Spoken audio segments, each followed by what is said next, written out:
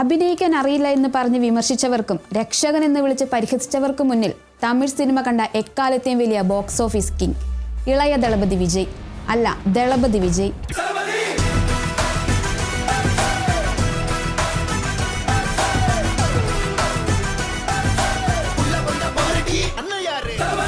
ആയിരത്തി 1992 സിനിമയിൽ നായകനായി എത്തുമ്പോൾ ഇതാണോ നായകനെന്ന് കളിയാക്കിയവർക്ക് മുന്നിലൂടെ തന്നെ വിജയ് വളർന്നു.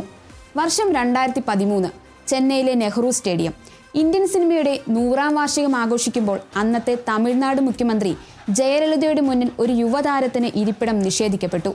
ജൂനിയർ താരങ്ങൾ പോലും മുൻനിരയിലിരുന്നപ്പോൾ സൂപ്പർ സ്റ്റാർ പദവിയിലുള്ള വിജയ് ഇരുന്നത് ആൾക്കൂട്ടത്തിന് പിന്നിൽ. പരാതികളോ പരിഭവങ്ങളോ ഇല്ലാതെ സൗമ്യനായി ശാന്തനായി അവിടെ ഇരുന്ന ആ മനുഷ്യൻ 13 വർഷങ്ങൾക്കിപ്പുറം അതേ സ്റ്റേഡിയത്തിൽ 9 കോടി ജനങ്ങളെ നയിക്കാൻ ഒതുങ്ങുന്ന തലവനാകുമെന്ന് അന്ന് ആരും കരുതി കാണില്ല.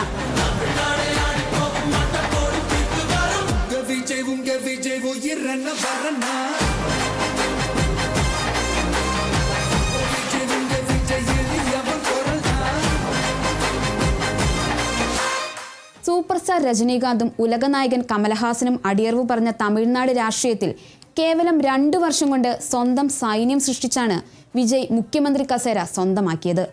സ്വയം വഴിവെട്ടി വന്നവനെന്ന് തന്നെ പറയേണ്ടി വരും. 234 മണ്ഡലങ്ങളിലും TVKയ്ക്ക് വേണ്ടി ഞാനാണ് മത്സരിക്കുന്നതെന്ന് പറഞ്ഞുകൊണ്ടായിരുന്നു വിജയുടെ തെരഞ്ഞെടുപ്പ് വേദികളിലെ പ്രഖ്യാപനം. என்னுடைய தோழர்களுக்கும் தோழிகளுக்கும் நேர்ல வர முடியாத சூழல்ல வீட்ல இருந்துகிட்டே நம்மளோட இந்த மாநாட்டுல நேரலை வாயிலாக கலந்துகிட்டு இருக்கிற என்னுடைய அம்மாக்கள், அக்கா தங்கைகள், அண்ணன் தம்பிகள், நண்பர்கள் அனைவருக்கும் என்னோட உயிர் வணக்கம். ഇത് മറ്റുള്ളവർക്ക് വെറും ഇലക്ഷൻ ആയിരുന്നു. എന്നാൽ വിജയ്ക്കും TVKയ്ക്കും ഒപ്പം വിജയെ സ്നേഹിക്കുന്ന കോടിക്കണക്കിന് ആരാധകർക്കും ഇതൊരു ഇമോഷനായിരുന്നു. വിജയ് മുഖ്യമന്ത്രിയായത് ഒരു സുപ്രഭാതത്തിലുണ്ടായ നേട്ടമല്ല. 2009 രൂപീകരിച്ച വിജയ് മക്കൾ ഇയക്കം എന്ന ആരാധക കൂട്ടായ്മയിലൂടെ രക്തദാനം, സൗജന്യ ഭക്ഷണശാലകൾ, പ്രളയ ദുരിതാശ്വാസം എന്നിവയിലൂടെ ഒരു വേൾഡ് ഓഫ് നെറ്റ്വർക്ക് അദ്ദേഹം കെട്ടിപ്പടുത്തു. പിന്നീട് അങ്ങോട്ട് വർഷങ്ങൾ നീണ്ട നിശബ്ദ പ്രചാരണത്തിൻ്റെയും പുതു രാഷ്ട്രീയ വിപ്ലവത്തിൻ്റെയും യാത്രയുടെ ക്ലൈമാക്സിനൊടുവിലാണ് തമിഴ് മക്കളുടെ മുതൽവനായി വിജയ് മാറുന്നത്. 2012-17 കാലത്താണ് സിനിമകളിലൂടെ വിജയ് തൻ്റെ രാഷ്ട്രീയം പറഞ്ഞു തുടങ്ങുന്നത്. 2014 ഇറങ്ങിയ കത്തി കർഷകരുടെ പ്രതിസന്ധികളെയും കോർപ്പറേറ്റുകളുടെ ജലചൂഷണത്തെയും കുറിച്ച് സംസാരിച്ചു. 2017 അഭിനയിച്ച മെർസൽ എന്ന സിനിമ സ്വകാര്യ ആരോഗ്യ മേഖലയിലെ ചൂഷണങ്ങളെ തുറന്നുകാട്ടി. 2018 സർക്കാർ വന്നപ്പോൾ തെരഞ്ഞെടുപ്പ് അഴിമതികളെക്കുറിച്ച് അദ്ദേഹം സംസാരിച്ചു. 2019 വന്ന ബിഗിലിലൂടെ കായിക രംഗത്തെ അഴിമതികളും അദ്ദേഹം വ്യക്തമാക്കി. തുടർന്ന് വന്ന ലിയോ, വാരിസ് എന്നീ ചിത്രങ്ങളുടെ ഓഡിയോ ലോഞ്ചിലൂടെ കുട്ടി സ്റ്റോറികൾ വഴി രാഷ്ട്രീയ എതിരാളികളോടുള്ള തന്റെ മറുപടികൾ അദ്ദേഹം വിളിച്ചു പറഞ്ഞു. நான் சாகிற வரைக்கும் ஒன்று மட்டும் என்னால் நிச்சயமாக செய்ய முடியும், அது உங்களுக்கு உண்மையாக இருக்கிறது. உங்களோட உழைப்பில் நீங்கள் எனக்காக செலவு பண்ணுற ஒவ்வொரு காசுக்கும் நான் உண்மையாக இருக்கிறது.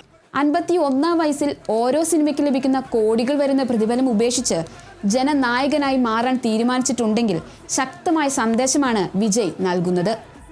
ആദ്യഘട്ടത്തിൽ വിജയെ വെറും ഒരു സിനിമാ നടൻ എന്ന് പരിഹസിച്ചവർ പിന്നീട് അദ്ദേഹത്തെക്കുറിച്ച് ഗൗരവമായി ചിന്തിച്ചു തുടങ്ങി. വിജയുടെ അവസാന ചിത്രമായ ജനനായകന്റെ റിലീസ് പോലും ഭരണകൂടം തടഞ്ഞു. ഭരണകൂടം ഒരു വ്യക്തിയെ ഇത്രമാത്രം ഭയപ്പെടുന്നുണ്ടെങ്കിൽ അയാളാണ് ശരിയെന്ന തിരിച്ചറിവ് ജനങ്ങളിൽ ഉണ്ടാക്കാൻ വിജയ്ക്ക് സാധിച്ചു. തന്റെ സിനിമകളുടെ ക്ലൈമാക്സിൽ എന്ന പോലെ ആരാധകരെ ആവേശത്തിലാഴ്ത്തിയായിരുന്നു വിജയ് മുഖ്യമന്ത്രിയായി സത്യപ്രതിജ്ഞ ചെയ്തത്. ജോസഫ് വിജയ് എന്നും ഞാൻ சட்டப்படி அமைக்கப்பெற்ற இந்திய அரசியல் அமைப்பின்பால் உண்மையான நம்பிக்கையும் மாறா பற்றும் கொண்டிருப்பேன் என்றும் இந்திய நாட்டின் ஒப்பில்லாத முழு முதல் ஆட்சியையும் ஒருமையையும் நிலை நிறுத்துவேன் என்றும் தமிழ்நாட்டு அரசின் முதலமைச்சராக ന്യൂനപക്ഷ സമുദായത്തിൽ നിന്ന് തമിഴ്നാട് മുഖ്യമന്ത്രിയാകുന്ന ആദ്യത്തെയാളാണ് ജോസഫ് വിജയ്. അപമാനിക്കുന്നവരും വേദനിക്കുന്നവരും ഉൾപ്പെടെ തമിഴ്നാട്ടിലെ 8 കോടി പേരും തൻ്റെ ജനങ്ങളാണെന്ന് പറഞ്ഞ വിജയ് ന്യൂനപക്ഷങ്ങൾക്കൊപ്പം നിലകൊള്ളുമെന്നും വാഗ്ദാനം ചെയ്തു.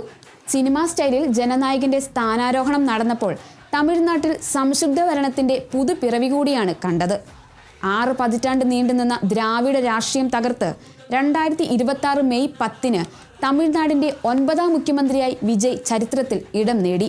ദളപതി എന്ന വിളിപ്പേര് ഒരിക്കൽ കൂടി അർത്ഥപൂർണമാക്കി. The handsome chief minister of Tamil Nadu Jose